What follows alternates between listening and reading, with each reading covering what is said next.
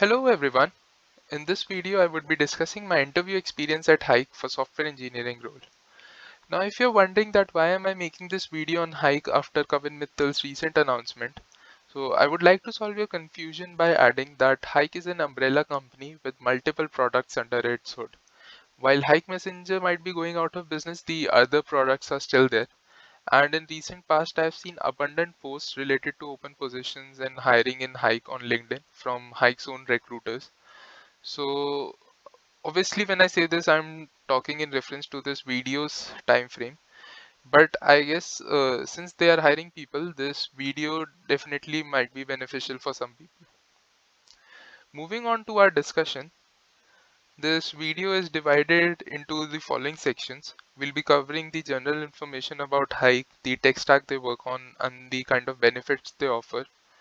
I'll also talk about the requirements, preparation, and offline application procedure, and I'll cover my interview experience in brief.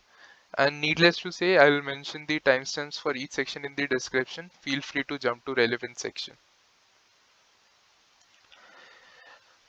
I interviewed with Hike around May 2020 and got the offer at that time only.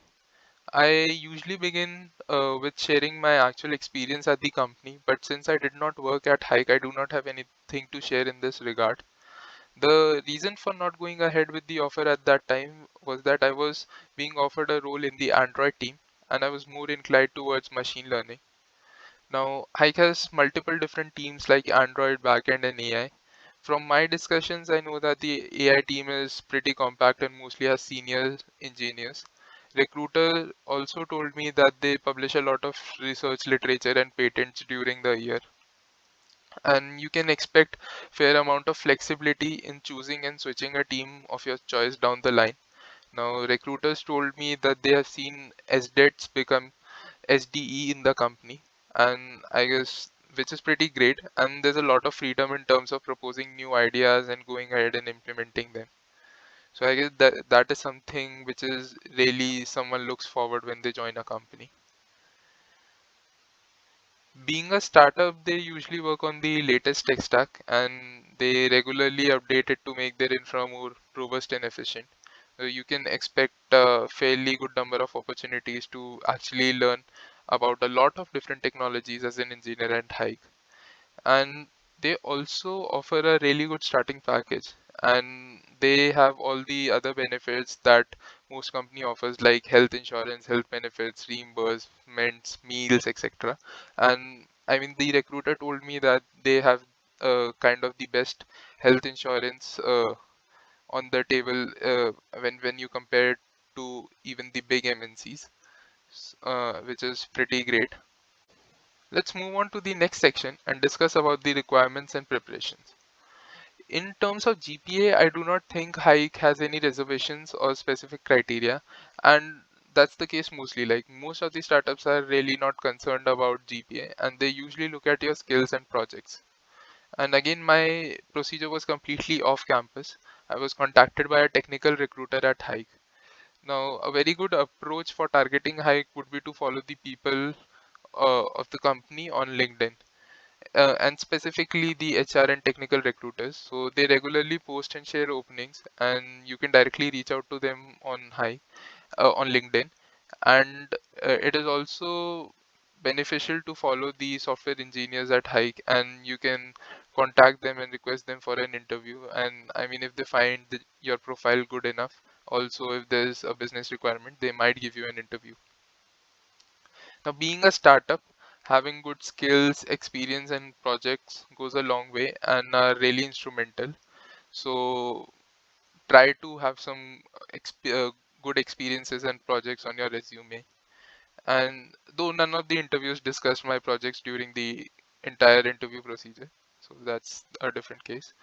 Now, in terms of preparation, as always, sound knowledge of DSA is good enough.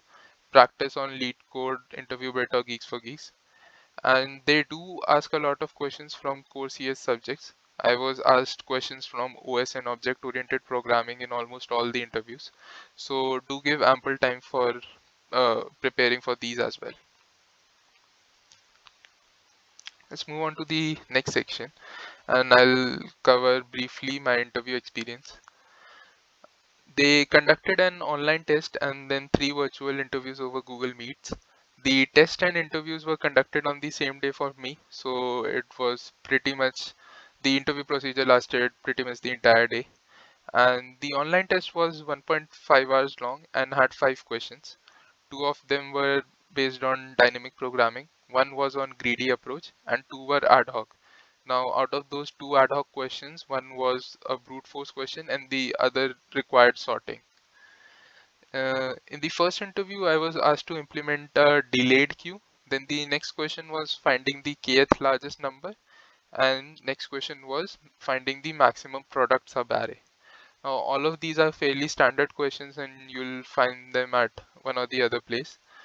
After the coding questions, interviewer discussed about indexes in databases, and he asked questions related to data structure used for implementing indexes in DBs, and then he asked some follow-up questions as well. Finally, he ended the interview with few OS related questions. Now, the second interview was completely on OS and object-oriented programming. There was no DSA question. I was first asked to implement semaphores and solution for reader-writer problem. Now I did not remember the exact solution for reader-writer problem, so I was improvising solutions on the fly. The interviewer was finding bug in each solution that I was proposing, and then I was building upon his feedback. So the discussion went on for quite a bit. Then he asked standard questions like difference between processes and threads, mutex and semaphores, and etc. Now in object-oriented programming, he discussed about virtual functions and runtime polymorphism. The third interview seemed to be a hiring manager type interview, as it was with one of their tech leads. He first asked me to design a synchronized solution for coin tossing. I used semaphores for it. Then he asked me about the problems in using semaphore for this particular case. Then we had a discussion on inter-process communication. He also asked me a question about garbage collection and specifically the mark and sweep algorithm. After this, he gave me a pretty unique chess related problem. I spent a lot of time on it, and luckily, I came up with a heuristic to get the best possible answer. And he was really, really happy with the solution. So I checked after the interview. That problem is actually called night tour problem, and luckily, it uses the same exact heuristic I told him, and the heuristic is called min exit path heuristic. Now, after this, there was some generic discussion on my expectations and reason for interviewing. And he also told me about the culture at Hike and that get ready to work hard if you're joining Hike, and there's a really steep learning curve at Hike. And after all these interviews and discussions, I finally got my offer. Now, this pretty much sums up my entire experience with Hike, and I guess that's all from my side. And needless to say, if I missed something, do write down in the comment section and I'll try my best to resolve your queries. And with this, I would like to end this video. Hope to see you in the next video. Thank you, stay safe and keep learning.